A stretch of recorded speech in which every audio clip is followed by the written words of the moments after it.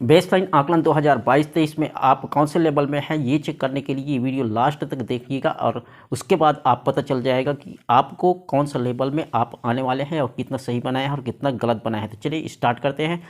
Chhattisgarh learning recovery कार्यक्रम 2022-23 के अंतर्गत बेसलाइन आकलन कक्षा 8वीं हिंदी और इंग्लिश का लेकर के आया हूँ, जिसका पूर्णांक 50-50 नंबर रहने वाला है। उससे पहले यदि अभी तक हमारे चैनल को सब्सक्राइब नहीं किया तो सब्सक्राइब कर दीजिए और बेल के आइकन को दबा दीजिए, और यदि वीडियो आपके काम का लगता है तो एक लाइक ज़रूर कीजिएगा। तो सबसे पहला प्रश्न है, लालच से बनने वाला विशेषण, इसका लालची हो जाएगा। दूसरा, आकाश में काले काले बादल घुमड़ रहे हैं, इस वाक्य में क्रियापद घुमड़ना होगा।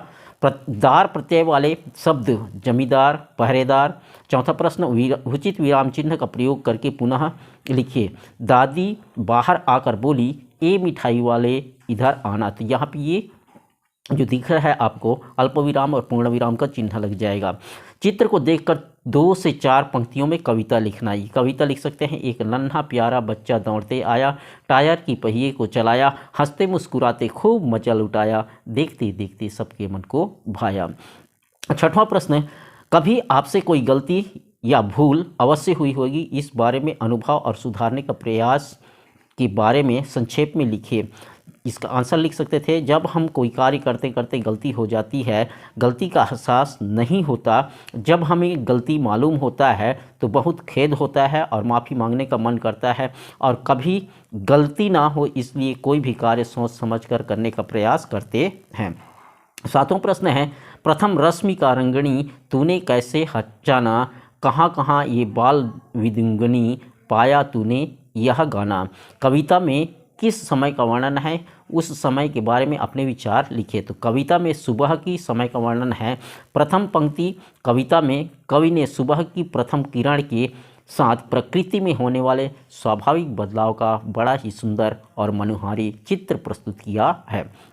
आठवां क्वेश्चन है, यदि आपके परिवार में कोई सदस्य बीमार हो जाए तब आप उनकी देखभाल कैसे करेंगे, लिखिए। इसका आंसर हो जाएगा, जब हम बीमार व्यक्ति की देखभाल करते हुए उसकी सभी ज़रूरतों को पूरा करने का प्रयास करूंगा, उसका हर संभव मदद करूंगा और अच्छी डॉक्टर से उसका इलाज कराऊंगा, तथा जब तक ठीक नहीं हो जाता उसे अकेले नहीं छोड़ूंगा। 9वां प्रश्न है, कल्पना कीजिए आप बालिका हैं और आपके माता पिता आपकी पढ़ाई बंद कर देते हैं, तो आप क्या करेंगे। तो मैं परिवार के काम में मदद करूंगी। यदि रात को या दिन को खाली समय में अपने भाई या बहन की मदद लेकर या खुद पढ़ाई करती और दूरस्थ पद्धति से मैं अपना पढ़ाई जारी रखती। इस तरह से आप लिख सकते थे। 10वां प्रश्न है, किसी लोकगीत जो आपने अपने घर में सुना हो की 4 पंक्तियां लिखें। कोई भी लोकगीत लिख सकते थे, जैसे देवी गंगा का गीत है, देवी गंगा रहा तू रंगा, हमारो भूजली दई के भिजे 8 अंगा, आहो देवी गंगा। प्रश्न 11वां है, एक पहाड़ी के नीचे रामगढ़ नाम का एक गांव था। गांव के सारे जानवर हरी घास खाने के लिए पहाड़ी पर जाते। हर दिन की तरह एक गाय उसी पहाड़ी के जंगल में घास खाने के लिए गई थी। वह हरी घास खाते खाते एक शेर की गुफा में पहुंच गई। उपरोक्त कहानी में आगे क्या होगा, कल्पना कीजिए। कल्पना करना है तो कल्पना कर सकते हैं कि गाय शेर को देखकर वहां से जान बचाकर भागने लगी। शेर गाय को देखकर उसे दौड़ाता है और उसे मारकर खा जाता है। या दूसरा हम कल्पना कर सकते हैं, या सोते हुए शेर गाय को नहीं देख पाता और गाय अपना प्राण बचा लेती है तथा कभी भी उस तरफ नहीं जाती है। 12वां प्रश्न है, ऐसन गाय के चाल चलन ल देख के सियनहा मन हाना मारे होही, पैधे गाय कछारे जाए। ये वाक्य में पैधे गाय कछारे जाए हा एक ठन कहावत आए। तुहर गांव घर कति कर कहावत खोज कर लिखो और अपन वाक्य में प्रयोग करो। तो गांव कति ये हाना हो सकत है। अपन हाथ जगन्नाथ का मतलब होता है अपना काम स्वयं करो। रमेशर हर अलमारी खोल के लड्डू निकालिस और खईस, फिर कहिस अपन हाथ जगन्नाथ। दूसरा मुहावरा है, कहावत है, जेकर लाठी उखरे भैंस, मतलब बलवान की ही जीत होती है।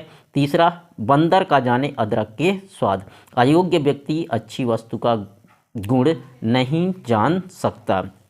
13 नंबर का प्रश्न है, आपको खाने में कौन सी मिठाई या व्यंजन पसंद है, उसे किन किन चीज़ें से बनाया जाता है, उसे बनाने के तरीके और प्रक्रिया के बारे में विस्तार पूर्वक लिखिए। तो ये आप तो बना ही लिए होंगी, इसका कमेंट बॉक्स में ज़रूर कीजिएगा, बनाए हैं कि नहीं बनाए हैं, ये आप लोगों के लिए छोड़ता हूँ। लास्ट क्वेश्चन है, छत्तीसगढ़ राज्य किन बातों के लिए प्रसिद्ध है, आप बड़े होकर विकास के लिए क्या क्या करेंगे। छत्तीसगढ़ में प्राकृतिक वन संपदा, कोयला, लोहा, वन संपदा का अपार भंडार भूमि से भरा हुआ है।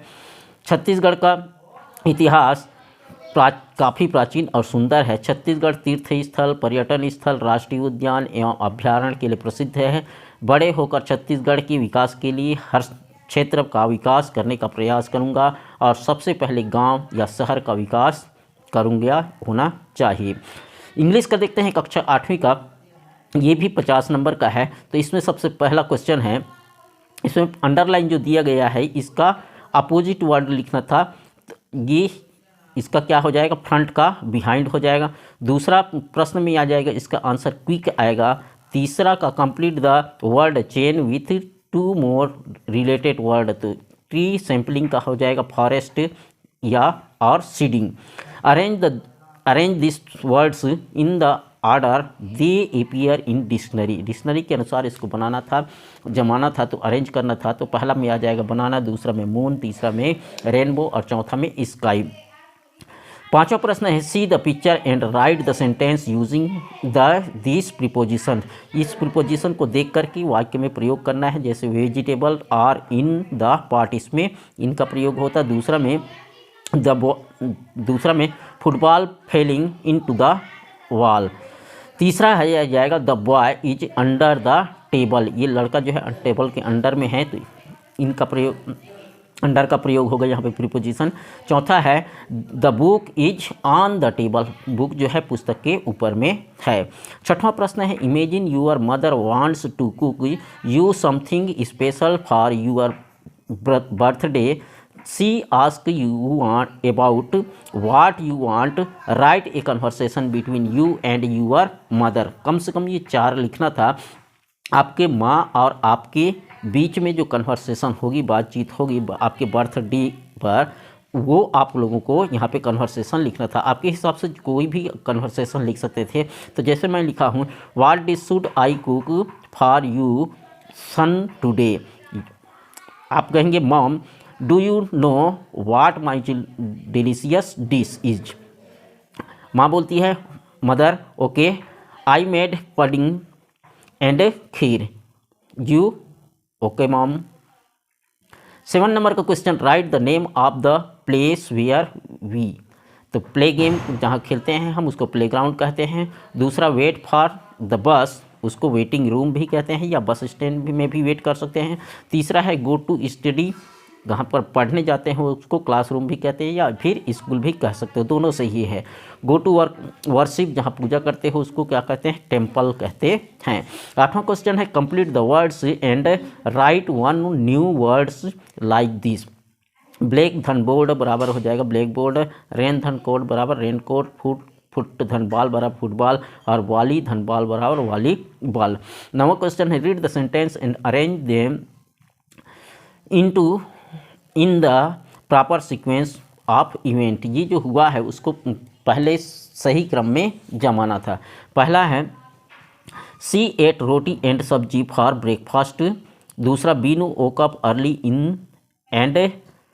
And brushes her teeth. तीसरा Binu walked to school with her sister. चौथा Binu sister was waiting for her. तो इसमें सबसे पहला में आ जाता, पहले में आ जाता ये, दूसरा नंबर का पहले आता, पहले में लिखना था, फिर ये दूसरा का लिखना था, फिर ये तीसरा में लिखना था और लास्ट में ये चौथा में लिखना था। 10वां नंबर का क्वेश्चन है identify the picture and write the one sentence each using their names. उसका नाम का प्रयोग करते हुए वाक्य में प्रयोग करना था। जैसे इसको लिख सकते थे this is a table, simple sentence में भी लिख सकते थे this is a potato, this, तीसरा this is a national flag, चौथा इट इज ए फिश। 11वां नंबर का question punctuate a the given short passage. इसमें पंक्चुएशन मार्क लगाना था, तो ही के बाद पंक्चुएशन मार्क लग जाता है, ये फुल स्टॉप लग जाता है यहाँ पे पंक्चुएशन मार्क लग जाता है ये, और ये यहाँ पे फुल स्टॉप लग जाता है। इस तरह से यहाँ पे पंक्चुएशन मार्क लगाना था।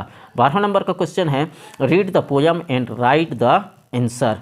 इसका आंसर आ जाता है यहाँ पे ब्रिंजल, इसका tomato red, beans green, colour लिखना था, पोटैटोस ब्राउन और ओनियंस पिंक। और इसका क्वेश्चन हो जाता है why should we eat vegetables, give your opinion. आप वेजिटेबल को क्यों खाते हैं, इसका आंसर लिखना था। तो we eat vegetable because vegetable makes us healthy and wise. Okay. 13 number का क्वेश्चन है read the notice given below and answer the question. इसको देखना है और प्रश्नों का उत्तर देना है। What is the notice about. Notice किसके बारे में लिखा गया है, नोटिस लिखा गया है एनुअल स्पोर्ट कंपटीशन के बारे में। Who is in charge of registration for competition. तो कौन था चार्ज में, मिस्टर कीर्ति। तीसरा when is the last date for registration. Registration का लास्ट डेट कौन था, ये देखिए 15 अक्टूबर। तो यहाँ पे 15 अक्टूबर लिख देना था।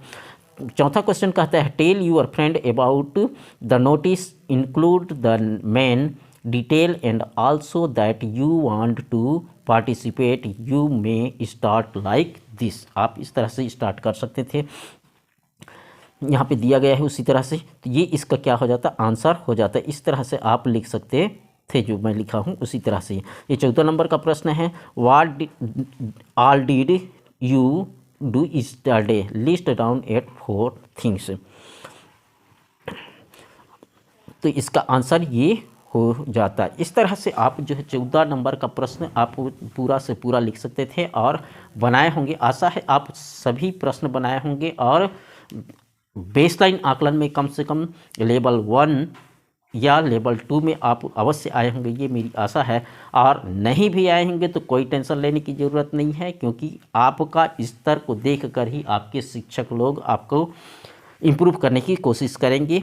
तो कोई दिक्कत नहीं है, आप 0 लेवल में भी आएंगे या फिर 2 लेवल या 1 नंबर में भी आएंगे तो पर भी कोई टेंशन लेने की ज़रूरत नहीं है, पैनिक होने की ज़रूरत नहीं है। आशा है ये वीडियो जो है आप लोगों को सपोर्ट ज़रूर किया होगा, कि आपको हेल्प किया होगा कि आप कितने नंबर का बनाए हैं और कितना नहीं बनाए हैं। इतना ही, मिलते हैं नेक्स्ट वीडियो में एक नए टॉपिक के।